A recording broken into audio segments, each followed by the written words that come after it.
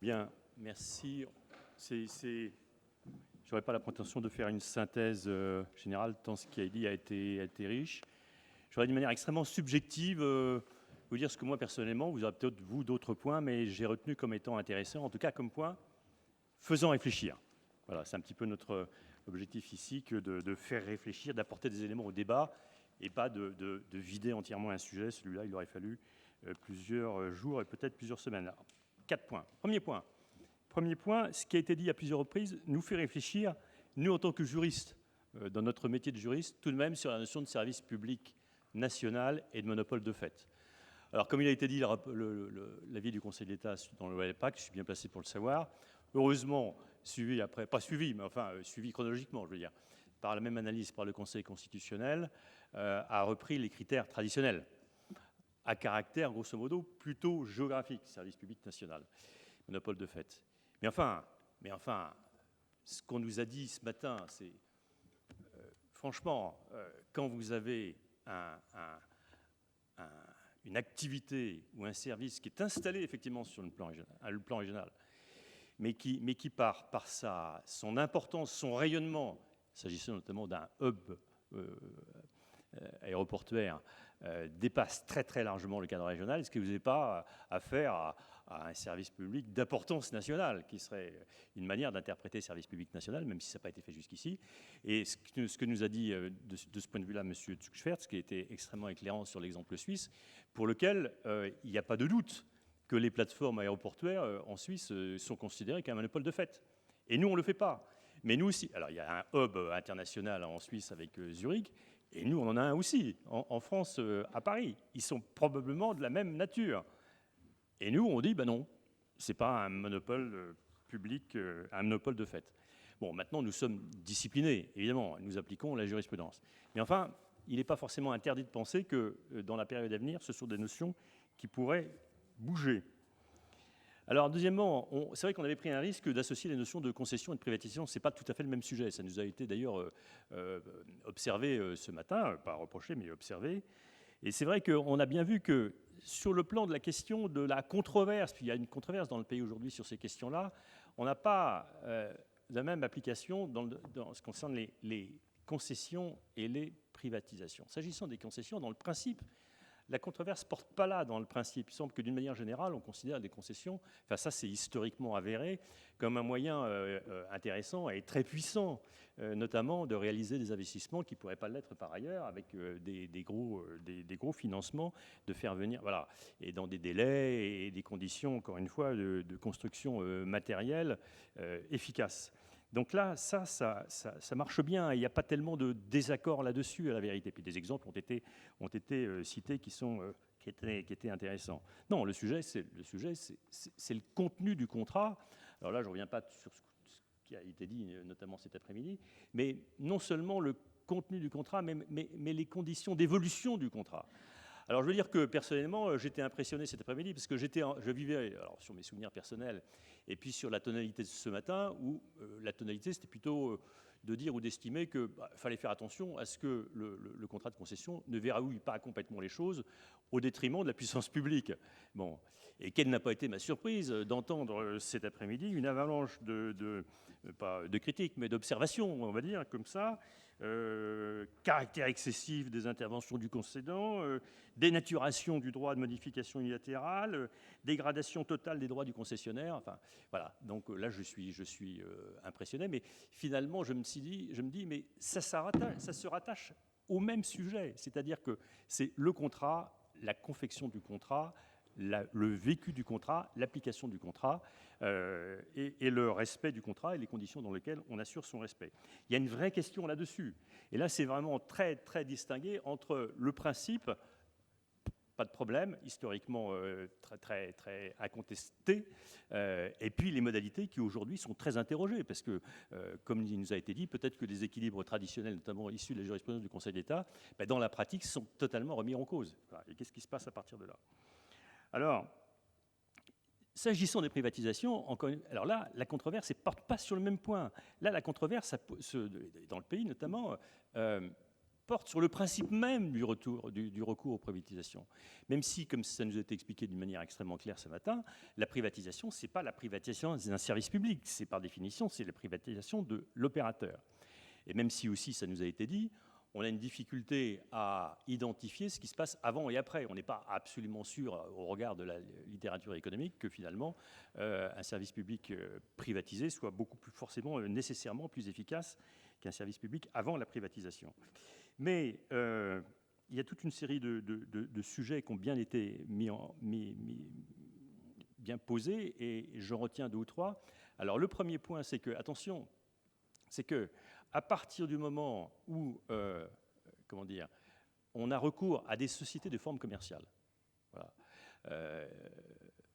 et que, donc, en principe, on a la possibilité de moduler la participation publique versus la participation privée, on rentre sans doute dans un processus dans lequel il devient plus difficile de garder la main pour la puissance publique que dans l'hypothèse où elle maîtrise entièrement, où la propriété est à 100%.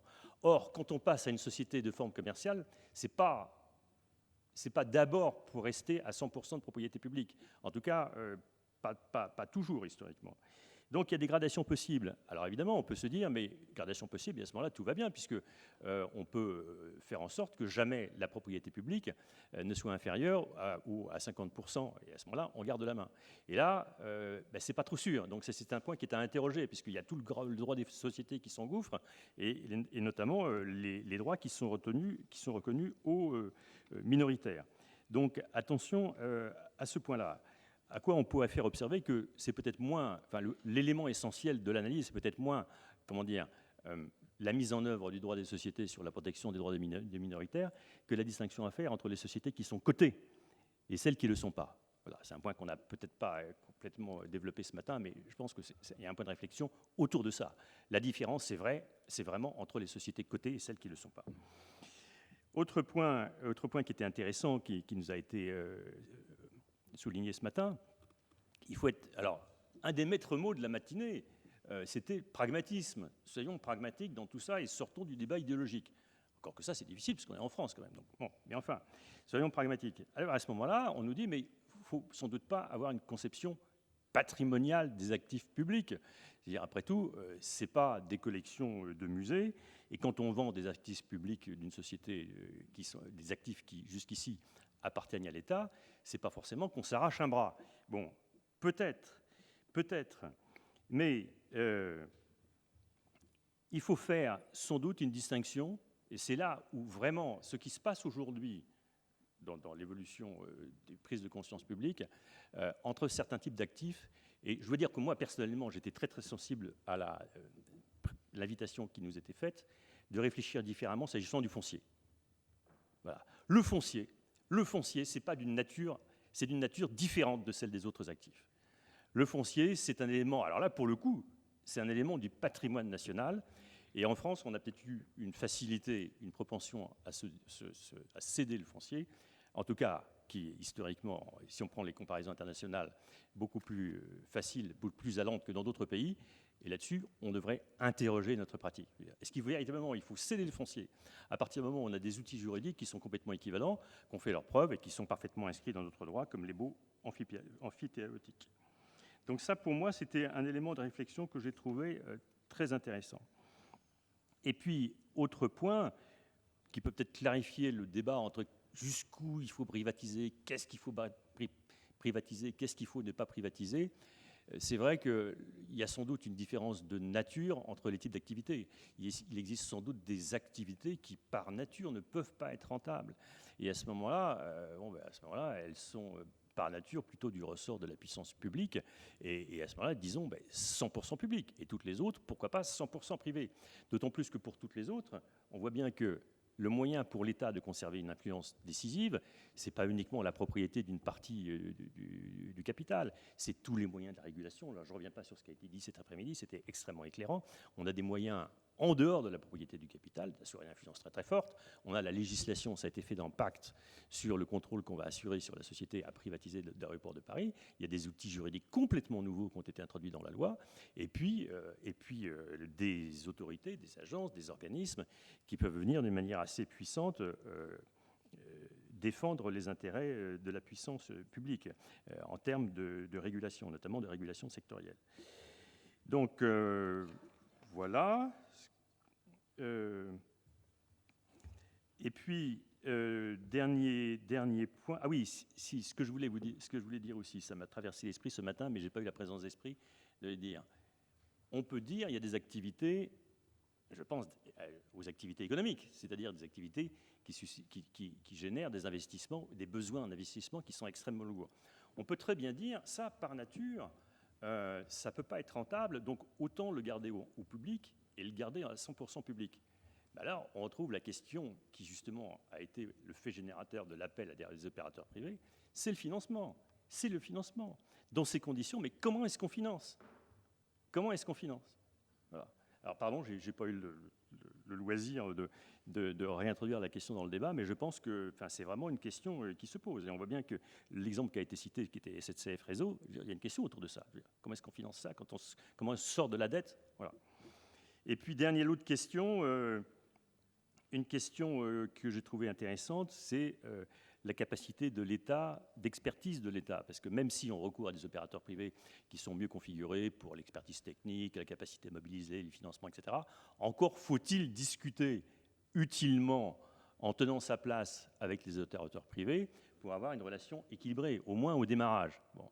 Et là, il y a une vraie question. Alors, certains ont mis en cause la capacité de l'État, d'autres ont répondu que pas du tout, on avait tout à fait la capacité.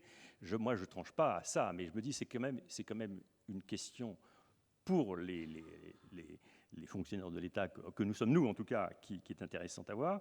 Et on voit bien que de ce point de vue-là, il y a une évolution utile et intéressante qui se fait jour, dans laquelle on vient appuyer la capacité des administrations centrales, qui sont celles qui traditionnellement contractent avec les opérateurs privés, par des éclairages venant des agences, même si ce sont des agences de régulation qui, a priori, ont d'autres missions que celles-là, mais qui viennent d'une manière, encore une fois, avec des moyens spécifiques, et donc dédiés, puissants, éclairer le pouvoir de décision de l'État. Donc ça, c'est un point intéressant. Et puis aussi, je dois dire que, et je termine là-dessus, j'étais assez impressionné par ce qui a été dit sur le déficit et le besoin, et pour l'instant, déficit démocratique dans ces questions-là.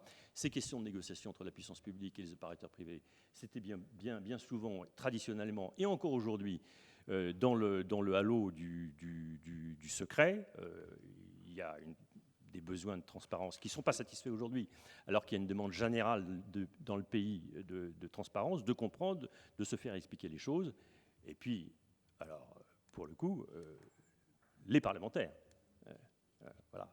Le fait que les parlementaires estiment ne pas être en mesure véritablement de se prononcer sur des choix qui leur sont présentés par le gouvernement et pour déterminer et orienter la loi, ça pose aussi une question. Ce n'était pas directement la question centrale aujourd'hui, mais enfin c'est une question collatérale, si je puis dire, qui nourrit notre réflexion collective.